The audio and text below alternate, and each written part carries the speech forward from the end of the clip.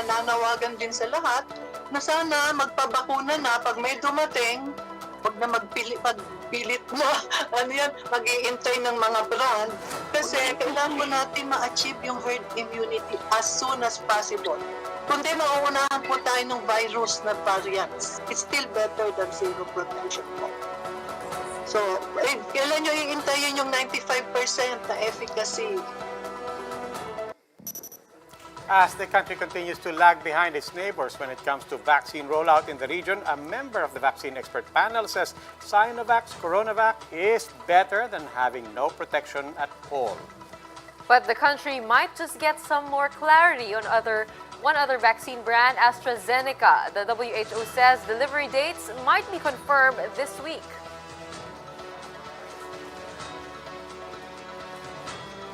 Good evening, I'm Gretchen Ho. And I'm Robbie Alampa. You're watching The Big Story. We begin tonight with the FDA clarifying that health workers still have the option to take the Sinovac shots if they want to. The WHO, on the other hand, assures the public that vaccine supplies from the COVAX facility are just around the corner. Greg Gregorio with The Big Story. The largest inoculation campaign is already in progress worldwide. Bloomberg data shows that 209 million doses have been injected in 92 countries. The Philippines is not included. The country has to contend for global supply and growing concerns over the spread of a more infectious variant. A member of the vaccine panel told 1PH's Wag Po, it's now a race against time. Kailangan mo natin ma-achieve yung herd immunity as soon as possible. Kundi mauunahan po tayo ng virus na variant. And with China's Sinovac having the clearest possible entry to the country, Dr. Gloriani said it should do for now. It's still better than zero protection po. So, kailan nyo iintayin yung 95% na efficacy? Experts say the vaccine is generally safe for public use, but some are hesitant, especially since the shot is not recommended for health workers involved in COVID care. So parang, what's the logic?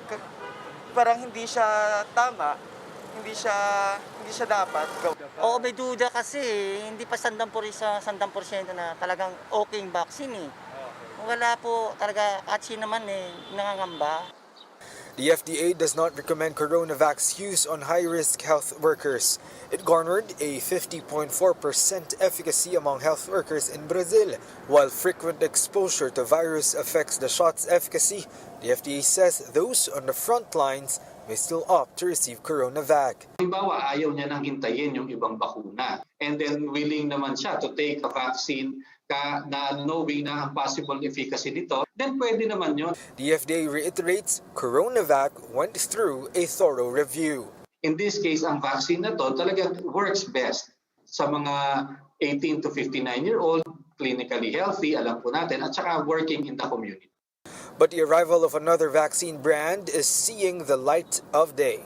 The Philippines has met the requirements for the delivery of AstraZeneca shots, including an indemnification agreement. Vaccines, as you probably are aware, there are a range of 5.5 to 9.2 million vaccines earmarked from AstraZeneca scheduled to arrive in the Philippines. We are optimistic that before the end of this week, we will hear from the COVAX initiative on likely delivery dates. The World Health Organization also said measures are already in place to fast-track the delivery of Pfizer shots. For News 5, Greg Gregorio, we are One News. More ASEAN countries have been procuring hundreds of thousands of shots. Tonight's big number, 330 million. That's the number of jabs Indonesia has ordered since January 12. Nearly 2 million Indonesians have already been vaccinated. Cambodia, meanwhile, has secured 600,000 Sinopharm doses and has inoculated 3,000 residents. Myanmar has vaccinated at least 103,000 people since January 27 with 1.5 million doses from India. Other countries like Laos, Malaysia, Singapore, Thailand, and Vietnam have already received jabs from different sources. To talk to us more about the pending vaccine supply, we have with us tonight Dr. Nina Gloriana, head of the Vaccine Expert Panel. Hi, Dr. Gloriana. We know we have now the EUA for the Chinese vaccines. Can we expect finally to that to come? But when it does come, confidence is not very high. People are very cynical, particularly when it comes to Chinese vaccines specifically. Are we starting off on the wrong foot here? And what are the risks and the benefits as well? Okay, let me tell you first, if you're talking about risk, it's really the safety you're probably talking about. And all of the vaccines we have evaluated so far are safe, okay. But maybe what is confusing the public is the efficacy. But please do not interchange safety with efficacy. Efficacy is protection against the disease. Now that disease could be mild disease, moderate disease, COVID disease, or severe disease. Now in the case of Sinovac, that produced 50.4 or 0.6% vaccine efficacy. They did the clinical trial among healthcare workers. 100% of their participants were healthcare workers who were at the time of the trial were exposed, had high in Brazil at least. They had so many cases of COVID at that time. So you would argue that they were exposed to so many cases at that time, and maybe that contributed to the low efficacy. Now, but in the same study, they have, you could, do subset analysis or subgroup analysis. So against hospitalization, those, whether nabakunahan, no, vaccinated or who received placebo, those who did not require hospitalization, they were protected up to 78%. And vaccine efficacy against the severe form of COVID was at 100%. So that was for Brazil. Now, for Istanbul, for Turkey, they had both healthcare workers and the general public participating in their trial, and they achieved 91.25% vaccine efficacy. So it really differs a lot depending on the population you test. So maybe you cannot even compare it to others like the more novel platforms that we have because they were not tested 100% in healthcare workers. I think that would be the best explanation for that. Okay, so let's make that clear po. Safety, there's no question about safety. It is No. safe. It's the efficacy that we're talking about. But when it comes to efficacy, that's also part of the headlines that people are seeing. I know a lot of people are talking about this. Why yesterday what the FDA said and the DOH said was hindi ibigay sa frontliners. Now FDA is saying hindi, may option pa rin sila. But whether hindi ibibigay or may option sila, what people are reading into this is bakit yung mga frontliners natin mismo hindi raw bibigyan nung Chinese vaccines? What is important for people to understand when it comes specifically to qualifying the use of Sinovac on frontliners or not? Well, it can protect 50% of the time. And that is what the threshold, that is what WHO says is good. It's good enough, 50%. Now, maybe, if there is something better and people would rather choose that higher vaccine efficacy, then they can go for it if it is available. But if we do not get the supplies as soon as possible, you know that we have had some delays in the supplies of the vaccines, whatever we have should be started. We should use them. You know, 50% is better than zero efficacy. No, you do not get protection at all if you do not take any vaccine. And by the way, this EUA will also allow the more inputs from the vaccine companies in terms of additional data on their subjects. Okay, maybe I should tell you, for the elderly, that is why also the elderly were not included in the recommendation because they only had, I think, less than 600 participants in the age group 65 and above. And if you're talking about statistics, that is underpowered. So we cannot use that small number. Okay. But as they go along, as they proceed with the clinical trial, they can generate more data from other participants. That number can increase, and then whatever data they produce may be statistically meaningful.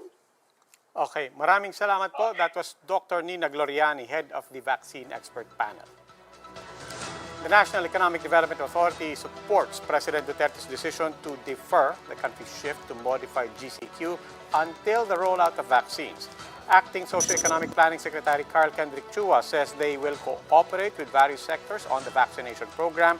For Cabinet Secretary Carlo Nograles, the economy may be reopened further even if certain areas are still under GCQ. Confident that vaccine rollout will begin next month, Nograles says quarantine status will be reassessed in March. Before the end of March, we will make our recommendations to the President. Of course, at any given point in time, the President may also make a decision with regard to MGCQ for the entire country. These are the other big stories tonight. Those traveling to Cebu no longer need to go through a swab test. The province is easing requirements for tourists. Other LGUs want to follow suit. After the lower house passed their version, the Senate finally green-lights a measure which provides for ₱500 million indemnity fund in the country's vaccination program. And Smart drops behind-the-scene takes of its latest ad with real-life couple Son Ye-jin and Hyun Bin. The lovers are not crossing out the possibility of crashing to the Philippines soon. These big stories right after the break.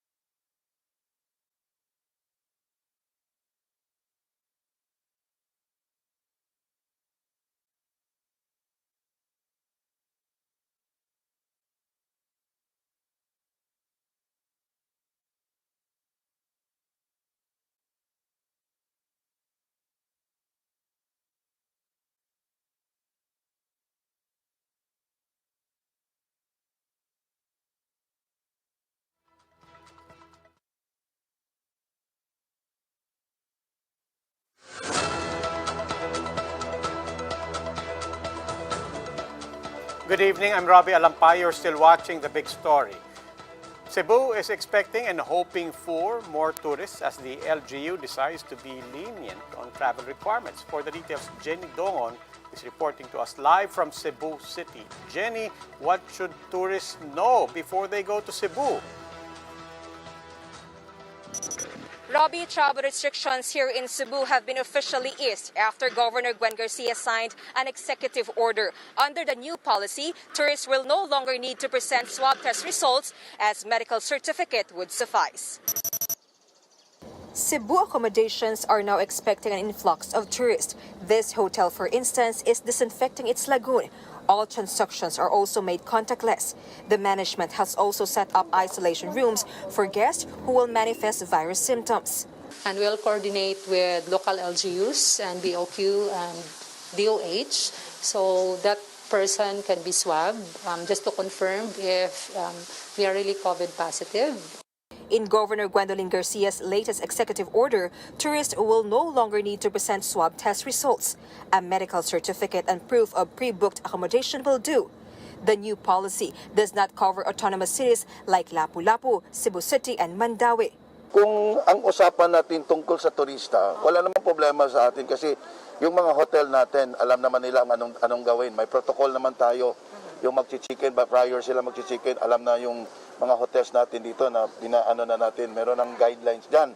The Interior Department confirms that other LGUs are also eyeing to ease travel restrictions. Travel policies will soon be harmonized, says Undersecretary Ipimaco Densing. Kinoconsult lang namin sa local government officials kasi at the end of the implement nito eh. But the World Health Organization reminds officials to remain cautious. It needs to be very carefully calibrated on where there is value for removing the requirement for testing. The Cebu LGU insists that they can manage the COVID-19 situation despite the threat of new variants. Robbie, we talked to some Cebuanos earlier today. They say they understand the move to reopen the tourism industry, but they are appealing to visitors to observe health protocol at all times to avoid the further spread of COVID-19. And a student in Davao is proving that what he lacks financially, he more than makes up for with ingenuity and a can of biscuits. A look at his makeshift oven, which gave him the perfect yema bread roll, in Camille Samanta's report. It has been said time and again, studying in the middle of a pandemic is no easy feat. Take the case of 21-year-old Jovel Bante Jr., taking up hospitality management in Holy Cross, Davao. It was only a matter of time before he is required to bake. But how can the son of a mechanic and the barangay health staff even afford an oven? Parang gusto ko na lang po i-drop yung subject na to kasi wala kasi akong oven, ma'am. Tapos kung paano gumawa ng paraan, ma'am ba? But with no money to spare, Joven bank on sheer ingenuity and a can of biscuits. Ano lang, yung pinuntahan ko yung mga bahay na meron ba kayong ganito, ganyan, tapos hingi na lang ako ng konti. Then, sinabi naman sa akin na, okay lang, gamitin mo yan ko. Kasi, para sa oven ko na gagawin to, then, ayun, binigay sa akin, ma'am. After 5 days, Joven managed to gather enough sand and chicken wire to come up with his DIY oven. It uses coal fire with the sand holding the heat. With it, he was able to bake the perfect yema bread roll. He got a perfect score, even besting classmates complete with equipment. His instructor was all praises. Gusto ko ma-check yung temperature ng oven bago niya i-bake yung bread. So, he proud na pinakita niya sa akin yung alternative oven niya. Kaya medyo na-amaze and touched sa ginawa ni Joven dahil hindi dahil doon sa oven kundi hindi siya nahiya na sa sitwasyon niya ngayon. Minoza believes Jovel will be a successful chef in the future. Jovel encourages fellow students who are in the same situation to never lose hope. Kung wala kayo, may paraan naman. So dapat talaga yung kailangan niyo pong mag-isip para may paraan po talaga sa eskwela din. For News 5, Camille Samonte, we are One News.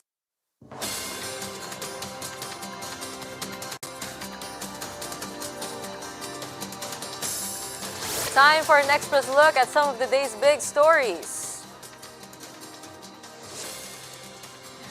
The Senate passed on third and final reading the measure providing a 500 million peso indemnity fund for COVID-19 vaccines. 22 senators approved the vaccination program bill with 0 negative votes and abstentions. Once signed into law, LGUs and the private sector will be authorized to procure COVID-19 shots through the NTF and the Health Department. One person died while 2 are missing due to Tropical Storm Auring. The NDRRMC reports that almost 32,000 families were affected by the tropical storm across 4 regions. Heavy rains brought by Auring also damaged hundreds of houses and several roads and bridges in Mindanao. Dito Telecommunity announced that it's all set for its commercial rollout on March 8. The rollout will be done by waves or phases and will first be available in key cities in Visayas and Mindanao.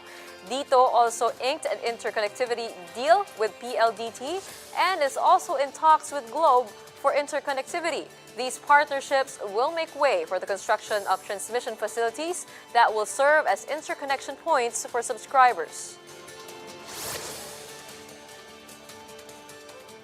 Time for another quick break. When we return, we'll take a peek at Mars rover Perseverance's elaborate landing on the red planet. And will we finally see real-to-real-life couple Sonia Jin and Hyun Bin crash land on Philippine shores soon? The answer to that right after the break.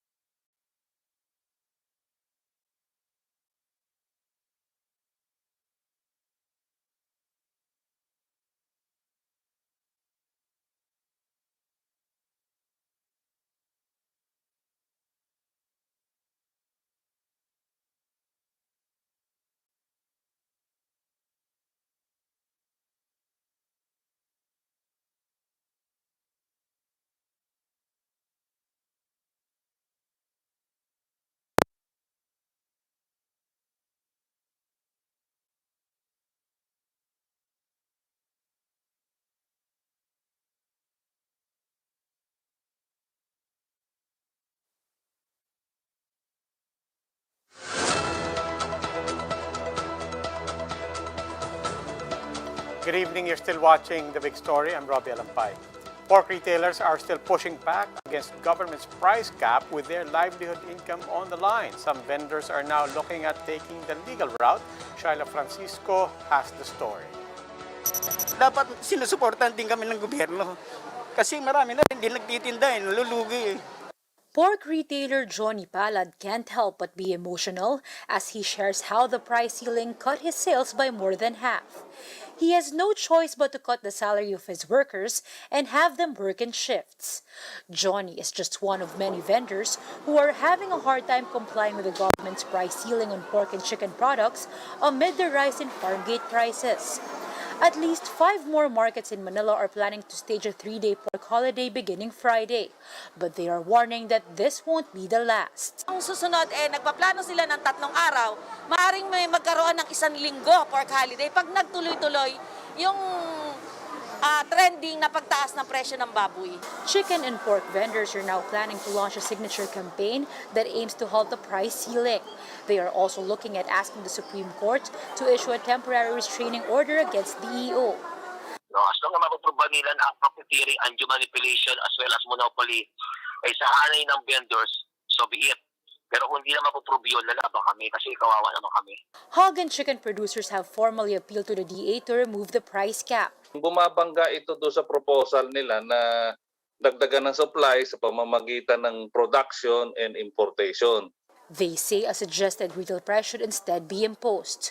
The producers say the DA is planning to meet them regarding the matter. Ang maganda kasi, it will follow the yung law of supply and demand natin. Pagka medyo meron ng supply, mag-a-adjust po yung presyo, bababa ng konti. Pagka wala naman masyadong supply, maybe it's either aakyat siya ng konti. The Agribusiness and Marketing Assistance Service of the DA is set to submit its own recommendation after a dialogue with markets around the metro. Vendors and producers are hoping that the DA will act on it before the end of the 60-day price cap, or else small producers and retailers would be forced to close. Shaila Francisco, We Are One News. NASA has released landing video and audio of Mars rover Perseverance. Confirmed. Perseverance safely on the surface of Mars, ready to begin seeking the signs of past life.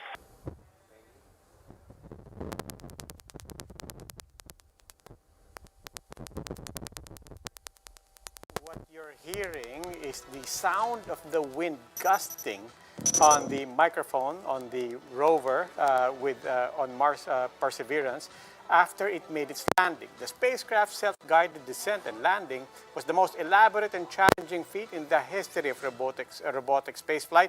Perseverance sailed through space for nearly 7 months, covering more than 470 million kilometers before it pierced the Martian atmosphere at 12,000 miles per hour. The rover is designed to extract biosignatures on Martian rocks for future analysis back here on Earth.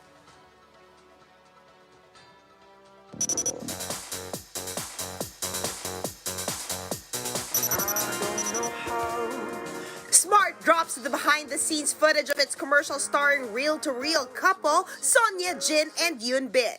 Smart SVP Jane Basa says they were lucky to do the joint commercial even before they came out as a couple on New Year's Day. So we shot it after they actually went out in public, right, to confirm that they had something together. So we were really just lucky. It was perfect timing. The two stars promised to crash land in the Philippines once the pandemic is over. 앞으로도 스마트와 함께 이어갈 활동에 많은 관심 부탁드리고요. 2021년 꼭 조만간 만날 수 있었으면 좋겠습니다. 그때까지 건강하세요. Smart's campaign also features folk pop band Ben and Bet. They wrote and performed the original song Inevitable for the TV ad. Something about the way you move. For News 5, MJ Marfori, We Are One News. Amazing. Exciting. Daming ma-excite doon. Oo, ang dami nating na-achieve ngayong pandemic, ano? From landing on Mars to Hyun Bin and Sonia Jin admitting they are together and a while ago. Oh, and let's not forget the achievement of that young man in Davao. Very Galing. inspiring, di ba? Gumawa ng sariling oven. Very resourceful. I'm sure I'll get to feature him one of these days. We hope so. We hope to have more stories like that on the show. Well, that wraps up today's big story. My name is Gretchen Ho. Catch us again tomorrow at 8 p.m. on Signal Channels 8 and 250. Please like our Facebook page, One News. For more in-depth analysis, visit our webpage, onenews.ph. I'm Robbie Alampay, and we are One News. Good evening.